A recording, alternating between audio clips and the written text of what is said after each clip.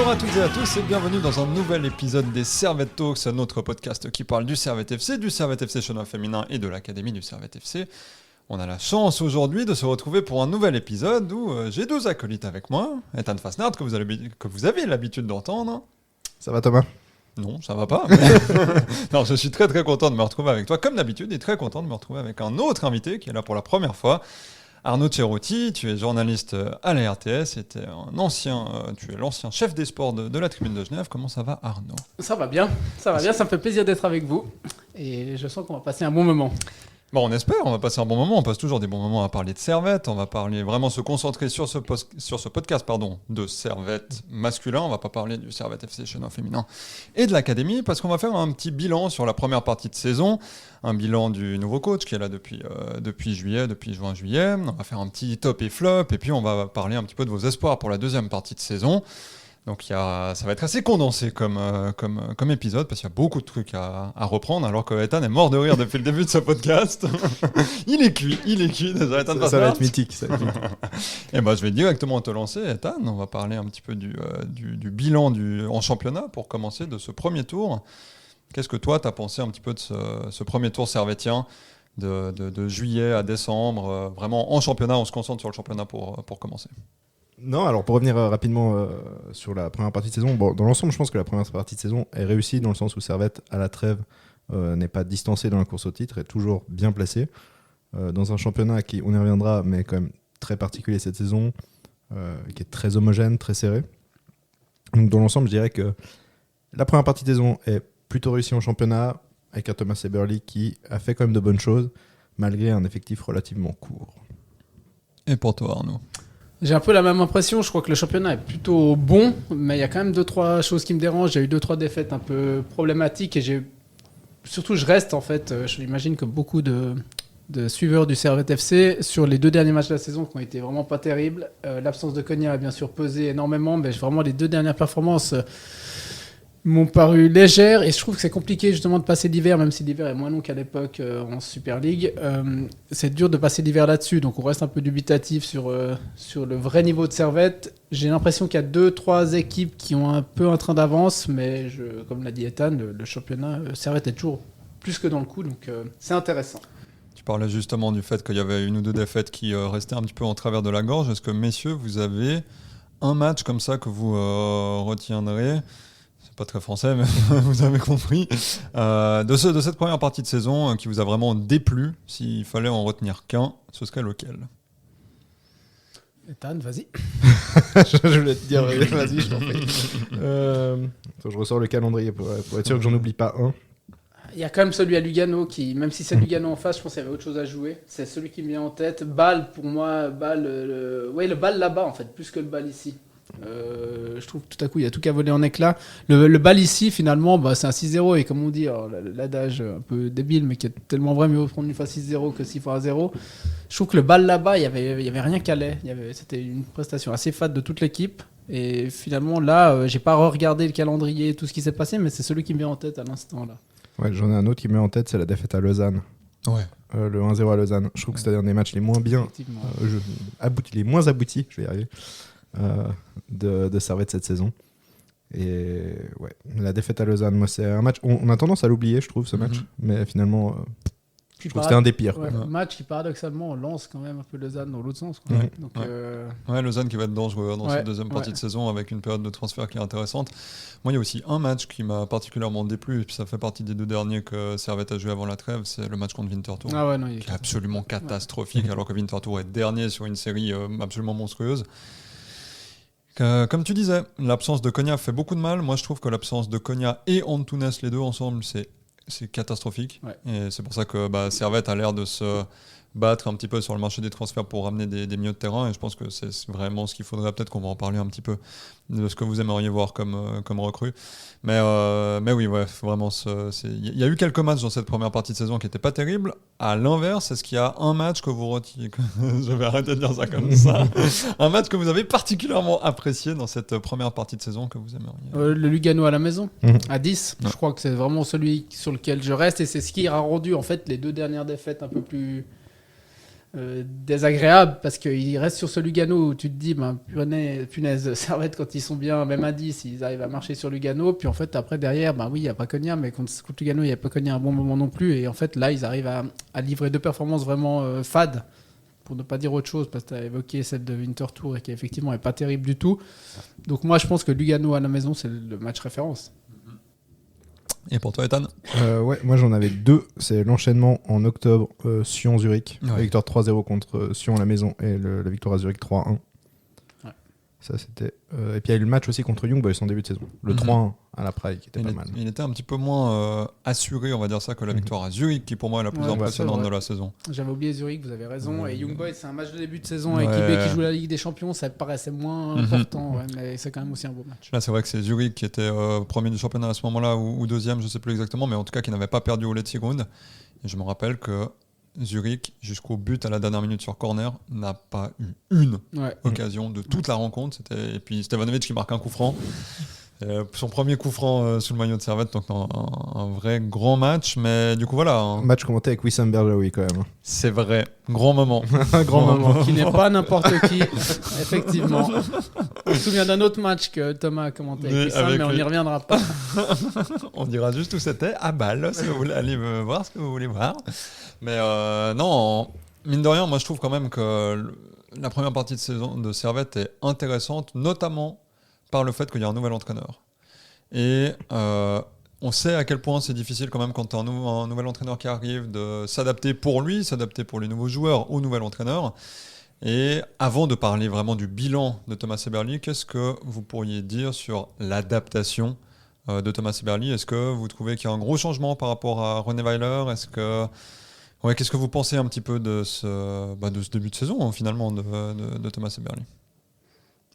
Vu comme certains que je n'aimerais pas étaient sceptiques au moment de sa nomination, je pense qu'il se débrouille pas mal.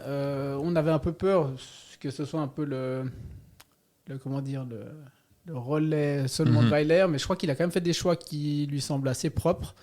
Je pense qu'il a bien mené sa barque. Peut-être qu'au niveau du coaching, il peut être un poil plus réactif à certains moments, mais bon, nous on n'est pas à sa place et on n'est pas non plus dans le secret des dieux, mais je pense qu'il a fait bien les choses par rapport à la réputation qui était la sienne comme entraîneur, enfin réputation qui était surtout désignée par quelques personnes.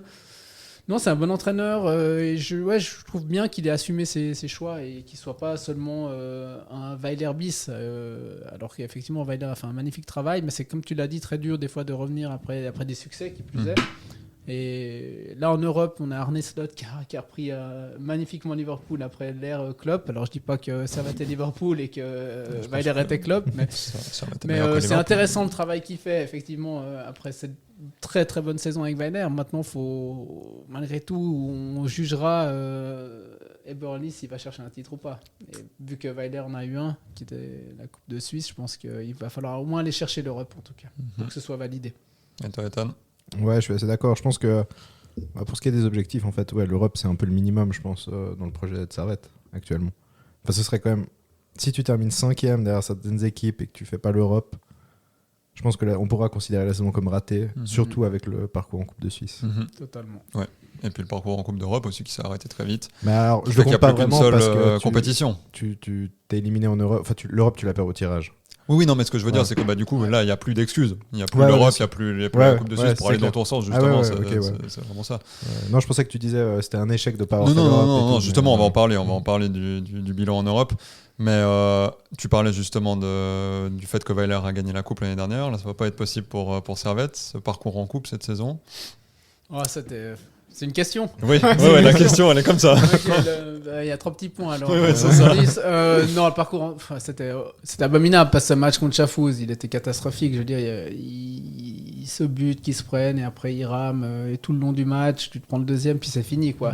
On a l'impression que après c'est humain, tu vas à Chafouz, tu te dis tu es peut-être pas dans la même condition que quand tu vas jouer Chelsea, mais malgré tout au bout d'un moment tu es professionnel, tu dois défendre cette coupe. Ils ont tellement dit que ça leur avait amené énormément l'année dernière, tu dois vraiment aller chercher quelque chose. Je dis pas qu'il faut faire le doublé, faut garder le trophée, mais faut essayer de battre pour aller jusqu'au bout, jouer la gagne. Et puis là, franchement, contre Chafouz, il y avait rien du tout. Et pour moi, ce match a pu faire peur. Après, ils ont bien réagi derrière en championnat, mais ce match, il est catastrophique, quoi. Alors, on a parlé des matchs en championnat qui n'ont pas été, mais celui-là, c'était vraiment du n'importe quoi de A à Z. Et je pense qu'eux-mêmes doivent se dire qu'ils le savent, de toute façon qu'ils ont merdé, mais ils doivent quand même bien le regretter, celui-là. Chafouz, c'est pas non plus...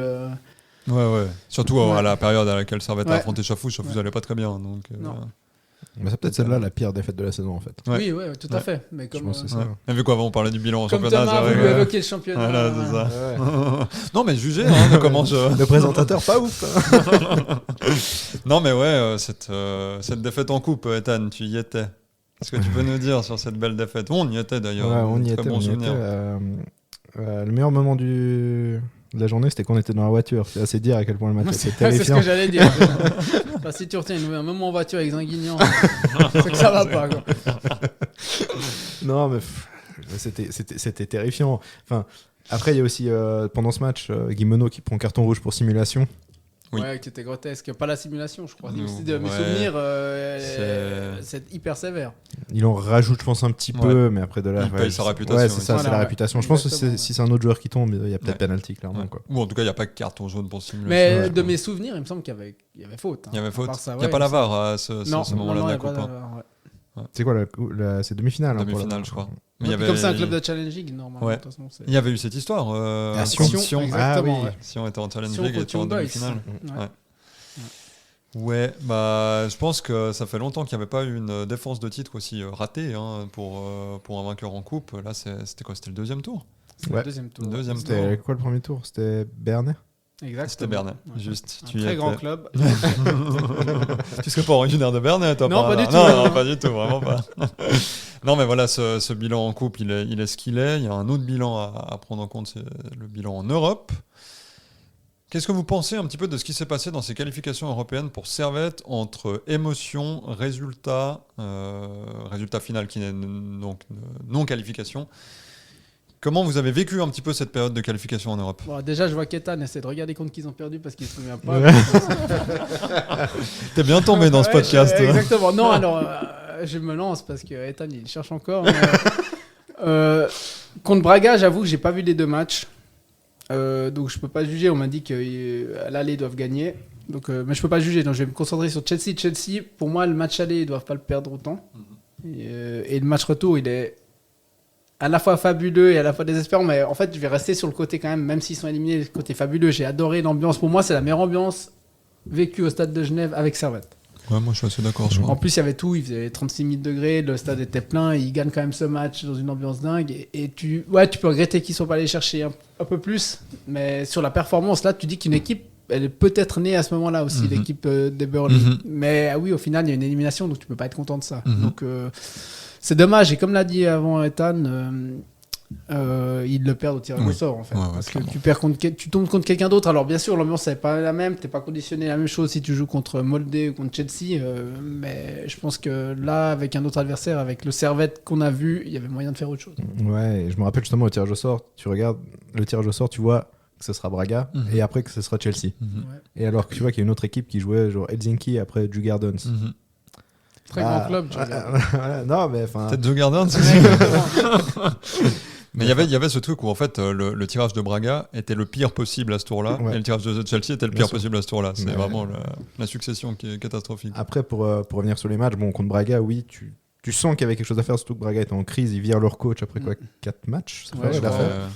Et puis contre Chelsea, je pense que les deux matchs sont un petit peu liés, dans le sens où si tu perds pas 2-0 à Londres et que tu perds 2-1 ou que tu fais un partout ou que tu perds que 1-0, je sais pas, je pense que Chelsea vient différemment match retour. Oui.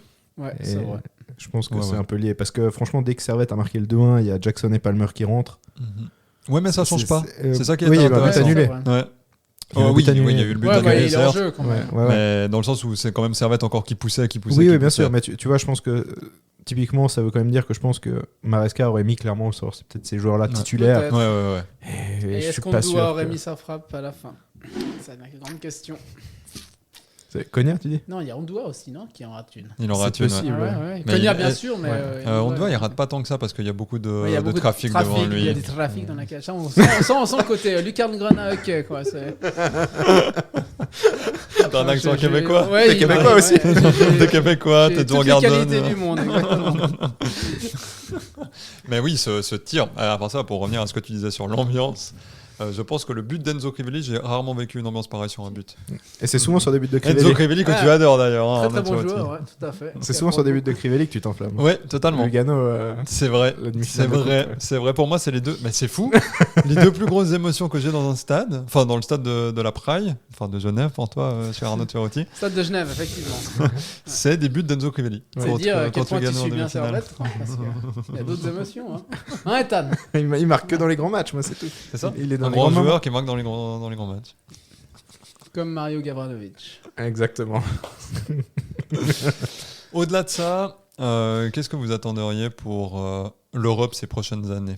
Qu'est-ce que vous voudriez voir un petit peu chaque saison pour Servette ? Si on part du principe, comme on a dit pour le bilan en championnat, que Servette doit jouer l'Europe chaque année, qu'est-ce que vous voudriez voir comme parcours pour Servette chaque année en Europe ? Minimum la phase de groupe, je dirais.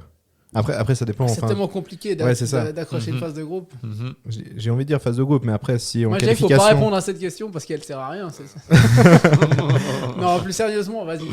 Non, mais je dis juste, après, en fait, pour se qualifier en phase de groupe, tu as toujours des tours à passer avant. Et si c'est comme cette année où tu joues Braga-Chelsea, bah, tu peux pas... cette année, tu peux pas dire que c'est raté, quoi. Donc... Non, effectivement. Après, oui, dans un monde idéal, tu atteins la phase de groupe, puis comme ça, tu as plusieurs matchs, et puis tu as la probabilité de tirer un gros pour une belle affiche qui est plus grande. Ouais. Mais bon, c'est tellement compliqué. On voit, franchement, comme on a dit 36 fois là, depuis 5 minutes, Braga-Chelsea, l'enchaînement, tu peux le retrouver l'année prochaine si tu accroches l'Europe. Donc, ouais, c'est compliqué. Moi, je dirais simplement battre les adversaires abordables dans les tours préliminaires, quoi. Et mine de rien aussi, avoir des bonnes rentrées d'argent chaque année avec ça. Si tu fais une phase de groupe, tu es sûr de rentrer dans une sorte de cercle vertueux comme eBay, comme Bâle, Lugano. Parce que, voilà. Après, il faudrait idéalement que tous les clubs suisses qui jouent l'Europe se battent pour que cet indice grimpe quand même. Et ça me paraît compliqué de pouvoir convaincre tout le monde de la jouer à fond. Mais bon, ça c'est un autre débat. Et vous inviterez Stéphane Reyna pour en parler. Qui va absolument venir chez nous et on va l'inviter avec plaisir. C'est faux. On a parlé un petit peu de Thomas Eberli. On va faire un vrai bilan de Thomas Eberli, pas au niveau du jeu, mais au niveau des résultats. Au niveau... Ouais, c'est vraiment surtout ça. Est-ce que vous êtes content des premiers mois de Thomas Eberli à la tête du Servette FC ? Est-ce que vous en attendez plus en termes de résultats, potentiellement en termes de jeu aussi ? Qu'est-ce que vous pouvez nous dire vraiment sur Thomas Eberli, un petit peu tout ce qui vous passe par la tête sur l'ancien sélectionneur de l'Estonie. Ethan, à toi l'honneur, vu que Arnaud Turotti laisse gentiment la parole. Non, mais en fait, en termes de jeu, moi je suis quand même assez convaincu, hormis les 2 derniers matchs Winterthur Young Boys qui étaient vraiment pas bons. Le reste du temps, je suis quand même relativement convaincu. Maintenant, ce qui manque, c'est quand tu joues bien, c'est de gagner le match. C'est vraiment un peu bête à dire, mais typiquement le match à Bâle, tu le perds 3-1. Et tu dois pas le perdre, ce genre de match quoi, qu'il faut. Et du moment où Servette arrivera à gagner ce genre de match, je pense que là réellement tu seras le favori au titre, peut-être. Non, c'est une question de mentalité, c'est à lui de l'inculquer, mais au bout d'un moment, si les joueurs n'arrivent pas à accrocher une mentalité de gagnant, ça va être compliqué. Mais je pense qu'ils l'ont justement, et c'est ça qui est d'autant plus frustrant avec ce Servette FC là, c'est que quand tu le vois jouer certains matchs, tu te dis punaise, tu peux pas perdre contre Winterthur comme tu as perdu, tu peux pas perdre des points ça et là. Pour moi, Eberli, si on enlève la coupe, qui est vraiment une coupe de Suisse, qui a un bilan qui est catastrophique, pour moi, son bilan est bon. Il manque, à mon avis, très honnêtement, entre 4 et 6 points. Même si on sait que le championnat est hyper serré, que tout le monde se tient dans un mouchoir de poche, pour moi, il manque 4 et 6 points pour que le bilan soit parfait. Alors oui, bien sûr, avec 4 et 6 points, t'es premier, donc forcément, on va dire que le bilan est parfait, mais il y a tellement d'endroits où si on regarde le calendrier, on se dit putain, là, ils perdent 1 point, 2 points, 3 points. Et on me dira, ouais, il y a peut-être d'autres endroits où c'est l'inverse, mais j'ai pas l'impression que justement Servette est tout d'un coup aller chercher des points chanceux, en fait, cette année. J'ai plutôt l'impression qu'ils en perdent à gauche, à droite, un petit peu là, un petit peu ailleurs, et puis c'est un peu moins bon, quoi. Ouais, forcément. Typiquement, ça illustre bien tes propos, c'est typiquement le match à Getse, 2-2. Ouais, avec un but de Simba Koli d'ailleurs. Exact. Magnifique son but, un vrai but d'attaquant. Et on était tellement heureux. J'ai tellement jubilé, j'étais là, waouh, un vrai attaquant, incroyable. Et alors, non. Mais après, derrière, c'était un peu plus compliqué. Il y a eu le match contre Lucerne 2-2, la défaite à Lausanne, défaite à Bâle, puis Winterthur et Young Boys, quoi, les 2 derniers matchs. Donc, ça fait quand même plusieurs matchs où tu te dis que Servette peut faire mieux. En même temps, est-ce que pas toutes les équipes de Super League se disent pas ça ? C'est terrible parce qu'ils font un joli match. Kuteza, il est incroyable et il le gagne pas si me souviens son moment. Là, oui, tu t'accroches un point, mais avec le Kuteza qu'il y avait et même le Servette qu'il y avait ce jour-là, il y avait vraiment de quoi faire mieux. En même temps, est-ce que pas toutes les équipes de Super League se disent ça cette saison ? que vu que le championnat est tellement homogène, Ouais, toutes les bien équipes sûr. perdent des points. Ouais.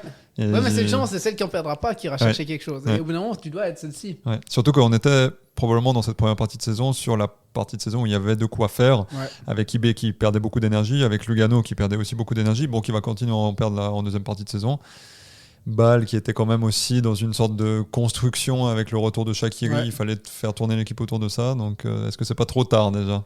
Bah justement, ouais. De toute façon, tous les points que tu perds, c'est trop tard. Ouais. Non, tu les rattrapes pas. Mais moi, ce qui est intéressant, c'est que maintenant, tout le monde me dit que Bâle va être champion. Moi, j'ai misé sur Lugano depuis le début. Je reste sur Lugano. Ouais, moi mais aussi. Bâle a une belle équipe. Et tout le monde me dit maintenant, Bâle va être champion.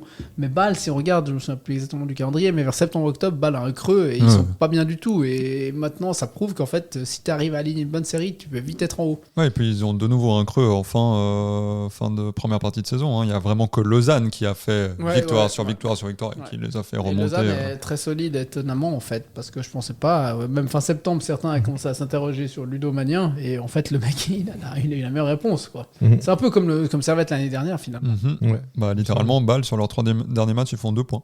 Voilà. Un match nul contre Lausanne, un match nul à Saint-Gall et une défaite contre Getse à domicile Ouais, c'est pour juste finir 1-0. la première partie de saison. Donc ouais, c'est ça qui est quand même particulier avec ce championnat, c'est que tout le monde se prend des points, tout le monde Ouais. se tire la bourre, mais c'est ça qui est hyper intéressant. C'est Il y a- intéressant, mais vraiment, je maintiens que là, il faut qu'il y en ait une qui fasse une série en mars, puis tu Ouais. décolles. Là, tu perds. Celle qui fait la série en mars et qui arrive à vraiment maintenir un certain standing, elle va au bout, quoi. Et Servette a pour moi un calendrier pour lancer Oui. une série là. Oui.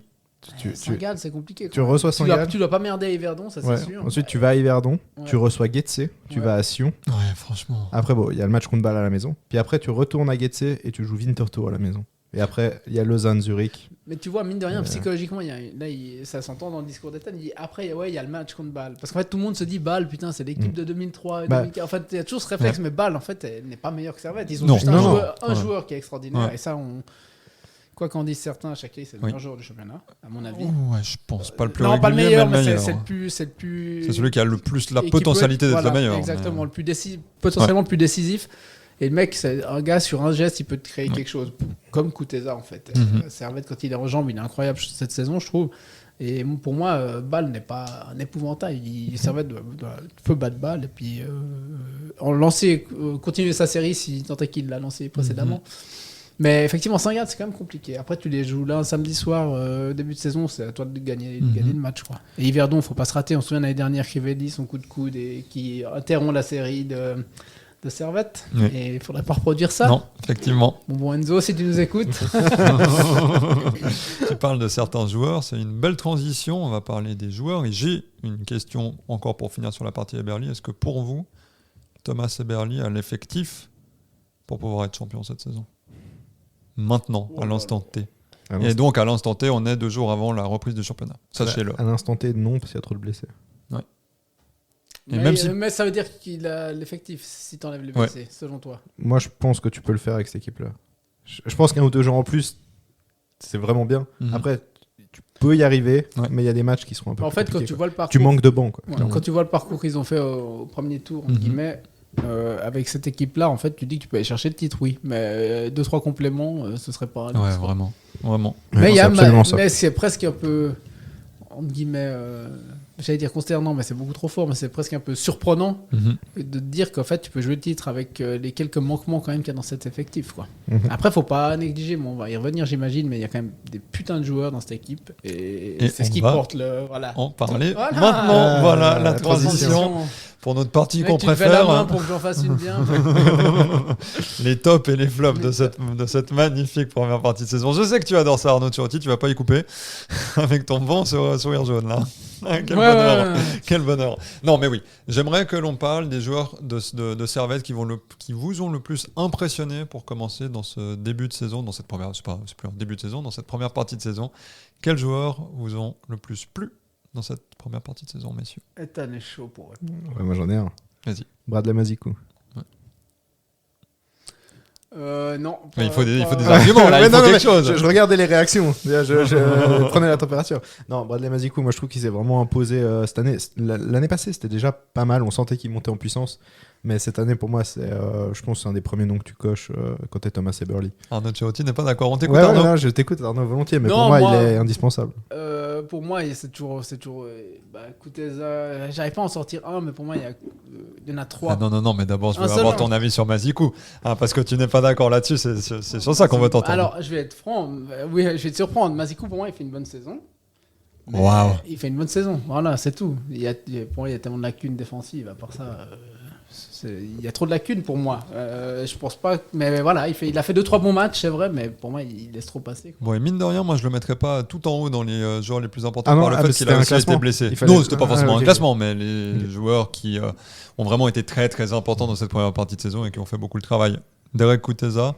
Enfin non, toi tu t'appelles Arnaud Tirotti, je te montre, je te dis Derek Kuteza, mais Arnaud Tirotti sur Derek Kuteza, je t'écoute.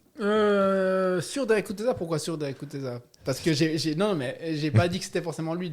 Non, mais ton avis sur lui. Ouais, il est. Alors, je trouvais qu'au printemps, après sa sélection en équipe de Suisse, il était vraiment pas à la hauteur. C'est humain, peut-être qu'il y a une décompression, peut-être juste qu'il n'était pas dans un bon schéma. Je crois qu'en plus, il avait eu un enfant, donc c'est vrai qu'il y a des choses qui se compliquent aussi dans la vie.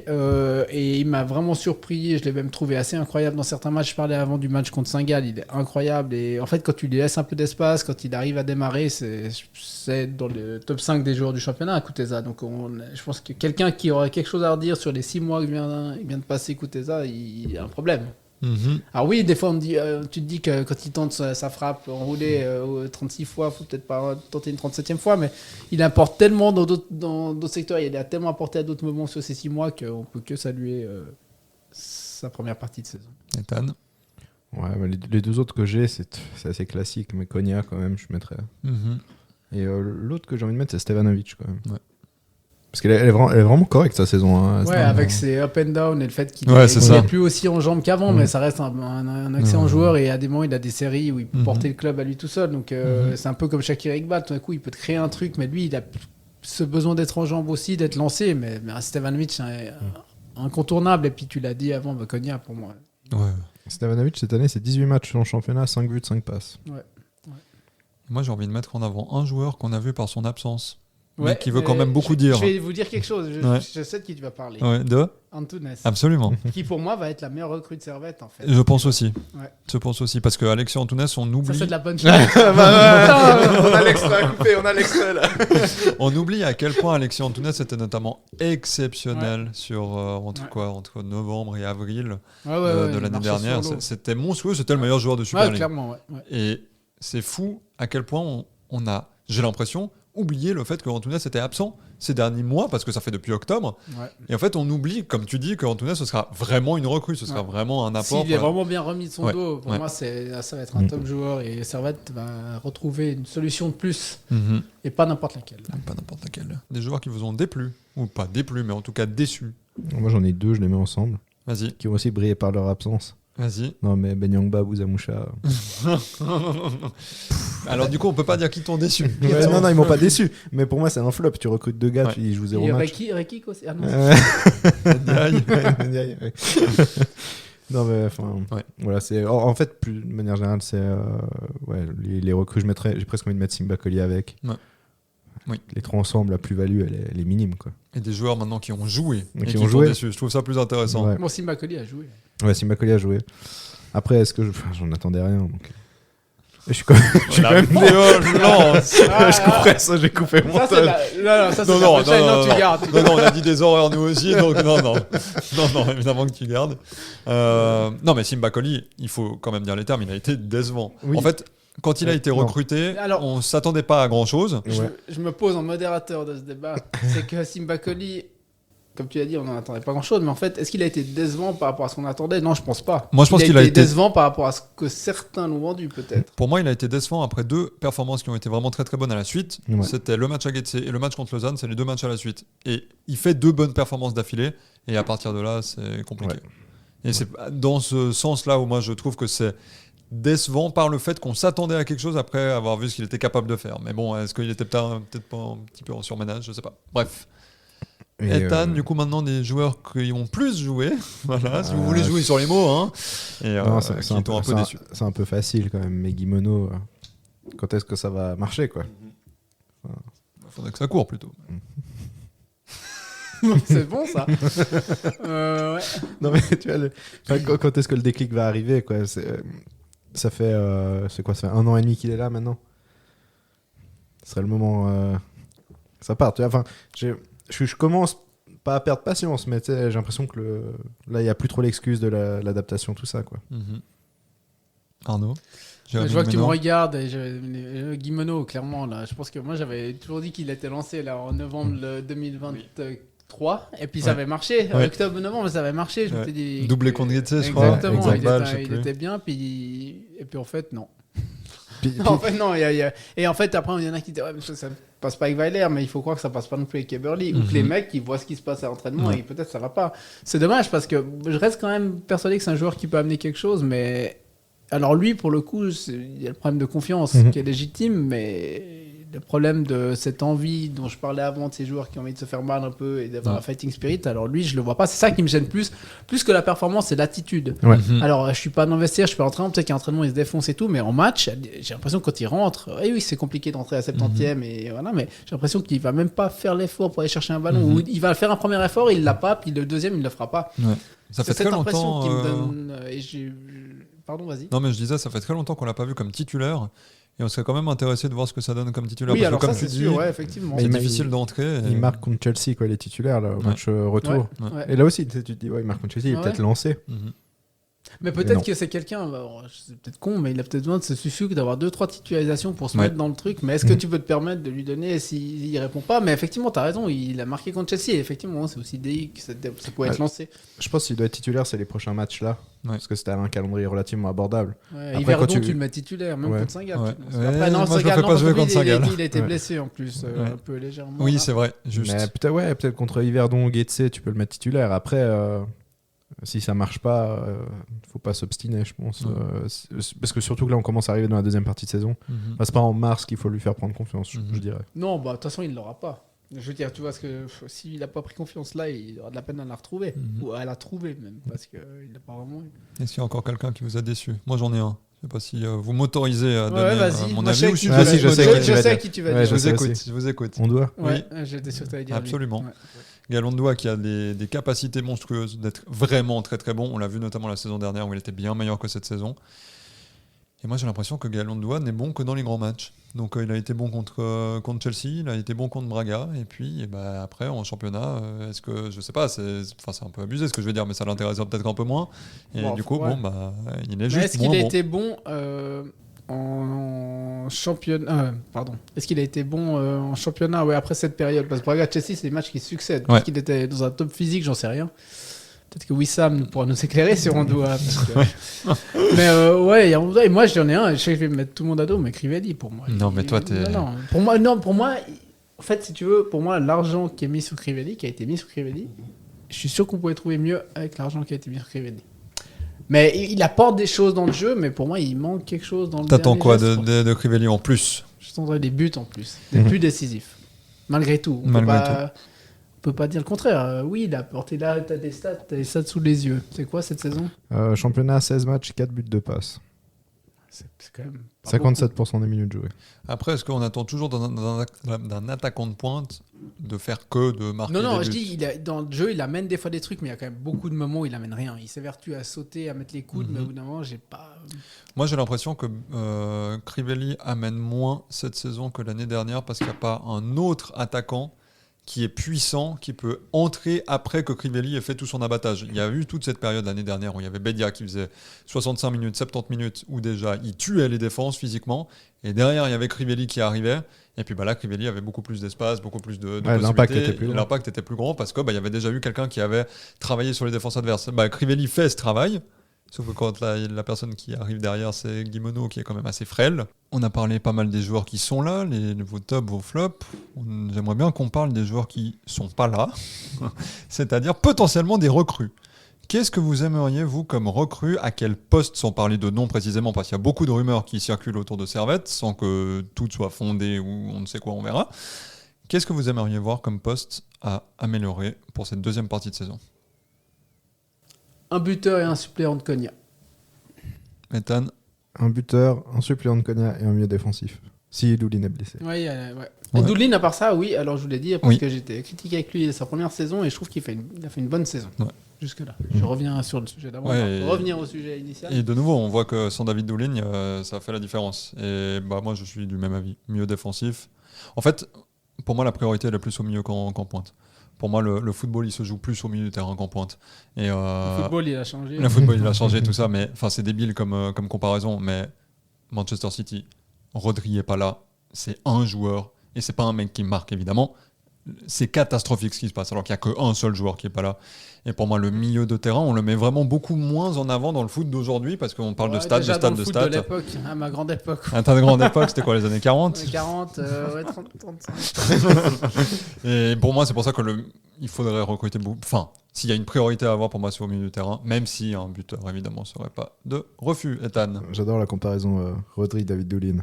Je comprends pas. Rodri doit se demander ce qu'il fait là, parce que Doulin est quand même largement au-dessus. Ouais, d'accord. Et au-delà du coup d'espoir de transfert, on va juste parler d'espoir de 12e partie de saison en termes de placement de Servette en Super League.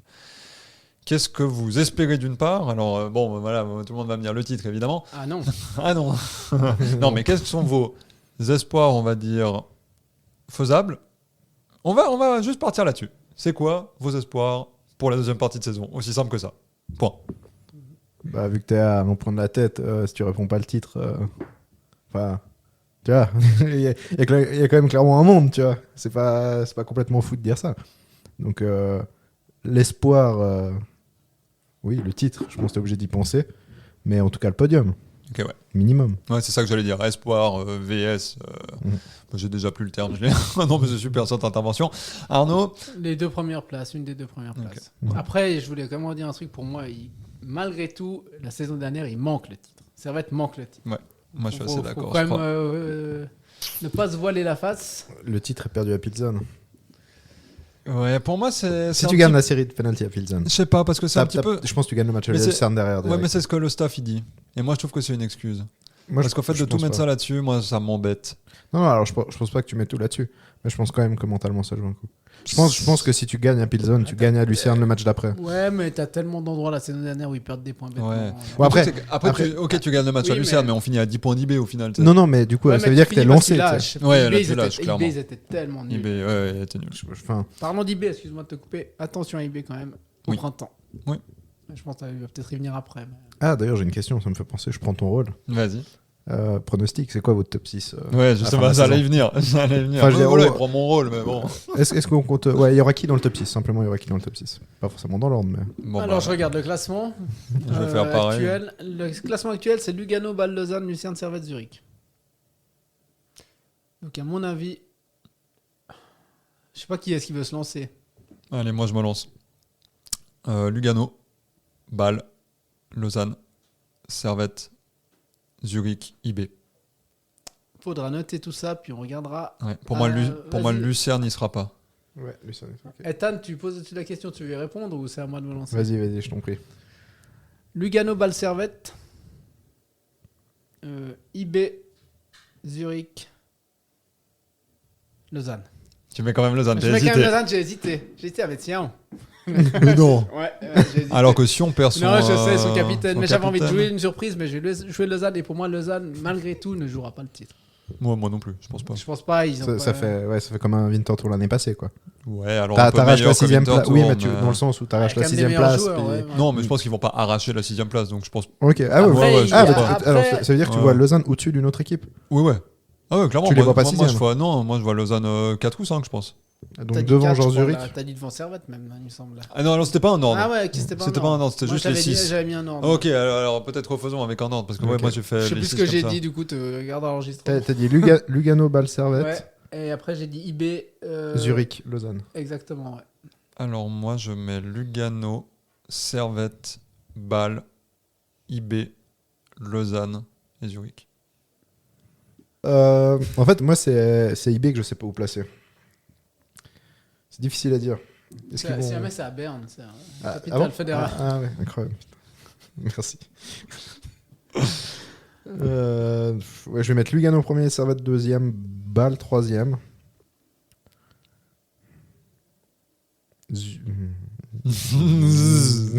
IB 4, Zurich 5, Lausanne 6. Ok. Bon, on est assez raccord. Hein. Ouais. Bon, en même temps, on n'avait pas mis Winterthur premier. Ça, Ouais, non, ça Je trouve quand même. Mais je voulais dire, à mon avis, le championnat, bon, c'est pas à mon avis, c'est un peu débile de dire ça, c'est juste que le championnat sera vachement plus serré que l'année dernière. Oui. Là, on parlait avant, tu disais à Winterthur bis, mais je pense que ce sera bien plus proche que ça en termes de points. Ouais, je pense. Est-ce qu'on peut vraiment avoir un dernier, leurs fameux playoffs qui ne sont pas des playoffs, mais est-ce qu'on peut avoir un dernier tour absolument exceptionnel s'il y a, je sais pas, 3 équipes en 3-4 points, ça peut être incroyable. Je sais plus qu'est-ce qu'il me disait qu'à la dernière journée, il pourrait y avoir peut-être 4 équipes encore qui joueraient le titre, ce serait incroyable. Ce serait incroyable. C'est en Belgique qu'il y a eu ça, non Oui, il y a l'année dernière. Avec Genk, il y a 2 ans, Royal Anvers qui gagne avec un but de Alderweireld. Van der Weireld. J'allais dire Van der Weireld. Toby Alderweireld, 94e. Oui, d'une frappe incroyable en Genk en plus, non Contre Genk. À Genk. À Genk. Juste. Et le match d'après à Genk. C'est nous. L'enchaînement est terrifiant pour les supporters de Genk. Vraiment. Et du coup, dans la deuxième partie de tableau, qui est-ce que vous voyez vraiment tout au fond du bac?